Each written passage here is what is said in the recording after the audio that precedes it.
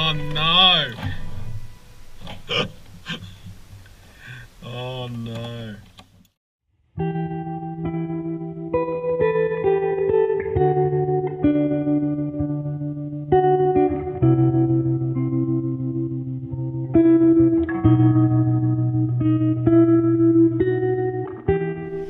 Welcome to the latest episode of Project Shitbox Cheap Race Car, and tonight we are doing a hydraulic handbrake install into the bucket. Now, I've already taken liberty of doing a few bits and pieces, like loosening off my center console, which I did the other week in preparation of doing this on the weekend, but we didn't get there. So, what we're going to do is get rid of all this junk, get rid of my old non-working handbrake, because the cable's busted, and then we'll get into it. So, I'll pause it there and we'll start pulling things to pieces. So here's our handbrake. Now, any idiot can buy one of these off eBay or wherever. I got it from when we went to World Time Attack. It only cost me 50 bucks. Seems pretty sturdy. It's got a cylinder on there. Now, our auto electrician Yuli's gone out and got me these fittings, because for whatever stupid reason it didn't come with them, and they're an absolute bastard to try and track down. So, we've got those. We've got some more fittings. So the idea is to run them, run into the hard line, and then plumb that in somewhere. The boys have got a bit of a test subject in Brendan's own little spin wagon. You can see here he's started to set it all up, so that's how ours will look somewhat. We've got it out. I didn't really want to bust up the carpet too much, but as you can see, this is where the hydraulic one's going to sit. Put him in there, get all the things sorted out, which Adam's currently doing the line for, so bit of a look there. He's on the phone to his wife. He's fixed up the fitting. He's just tightening it up for us now. So that should be all sweet shortly. And then we can progress on. So we're down to the nitty gritty, I guess. We're trying to work out how we're going to mount this thing. So that's where the factory position is, as Adam will tell us. What other options do we have? You can go angled, come back more, forward more. What do you want to do? Just remember your gears. I was going to say, maybe we should get the... Do you want to get the centre console? We'll whack the centre console in.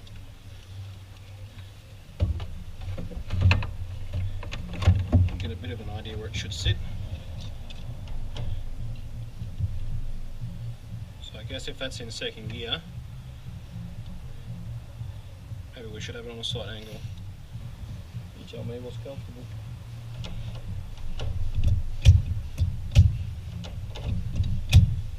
I reckon that'd be the go. Because if I'm coming around the corner, hit second, clutch it. You probably need a little bit more than fingers. Yeah, but you know what I mean? Like yeah, it's right there. It's yeah. Easy access. I think we might leave it there. Can you just hold it for a second? Yep. No, your lines run to the side. You find plenty of room. Beautiful. Now we make the incision.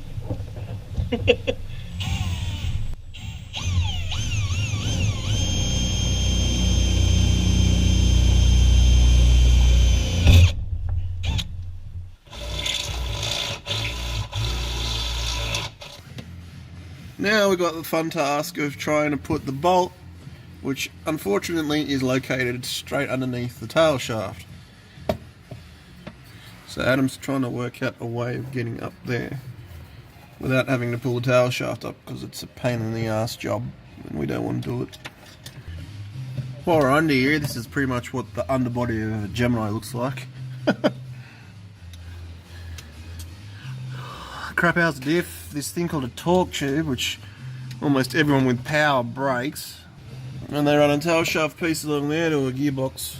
Because this is an early TX Gemini, it runs this flat floor arrangement, so the seats actually bolt through the floor as opposed to a conventional seat mount like a normal car would have. Fortunately, not much with this cheap bucket racer is normal. This exhaust actually came off my old car. I tried lying around, we put it in because we had it and we needed an exhaust. It's going to be exciting, YouTube. Here's 3 minutes of a tail shaft. Yeah, the tail shaft. So as you can see here, that's the whole, well, the stupid phone zoomed in on the tail shaft. Zoom over there, you stupid thing. That's where Yuli's trying to come through. It's almost there. I'd say it's stuck on the underlay. Put a screwdriver through it. That's it. Hello. Hello, sailor. I'll have to put... That's through. Is there a nut? It is?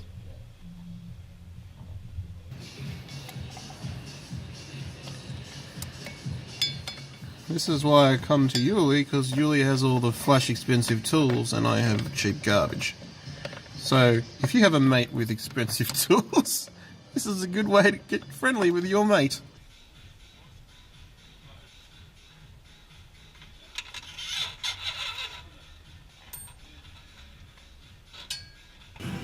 This is Adam's U-boot flaring tool, which is of many uses because without it I would have been pretty screwed. So that's set up in the jig to make a female, or what they call a female. It's just a cone fitting, I suppose you could call it. This is the jig that pushes it in, separates it. Just line that up. Make sure it's fairly square, as you can see. And just a nice gentle turn. You don't have to go all the way. This is my least favourite song at weddings for anyone listening at home. Suddenly the YouTube channel gets spammed with 100,000 Beyonce fans. How dare you? Why? How could you? So is there like a correct amount of pressure you're supposed to put on it, or just enough so it's seated in there? Is it just so you don't crush it? Yeah. It's got little jaws to hold it. Okay. There is actually a certain distance you're meant to have it out, but here we are just guessing. It's an estimated guess. We're here for a good time.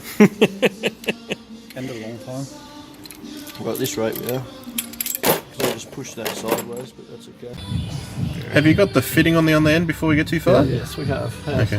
How does that look, you? Does it look pretty coned? Maybe a little bit more, yeah. I did the red car's oil feed. Did it all up nice, did this, did that, and forgot to put the fitting on the other end. How's it look? I reckon that'll sit pretty nice, I reckon. So the fitting the boys have made up looks good. So Adam's just going to chop that line there because we don't need that kilometre of brake line. And then he'll do his flare tooling perhaps, seat the fitting back in there, and hopefully be ready to time to bleed up the brakes. Beautiful. Lovely. Thing of beauty. Have a go at that.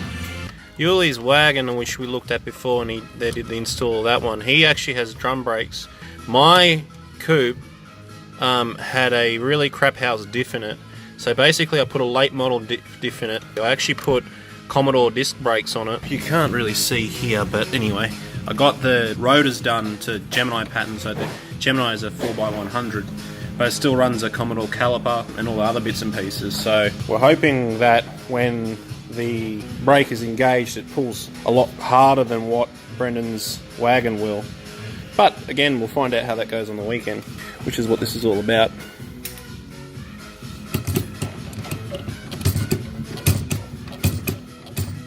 I don't know if it's just a boot or if it's one of the fittings, but something's making a hissing noise. Okay, we'll be back. So we had a bit of a setback. We noticed that the feed line fitting that we've been given, unfortunately, is a little bit short. So it goes into the actual line properly, but unfortunately it's that little bit too short, so we're not getting a proper seal in it. In there is not working. So the boys have made up this duva. Looks pretty sweet, so I'm going to fit that up and see how we go.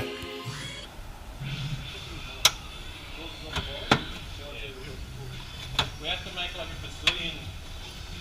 Gotta rip that e-brake because it's got a last year.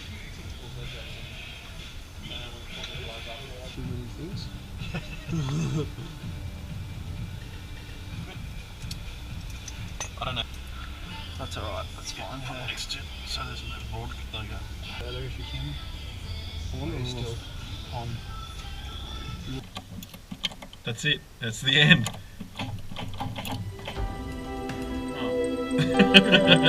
Oh.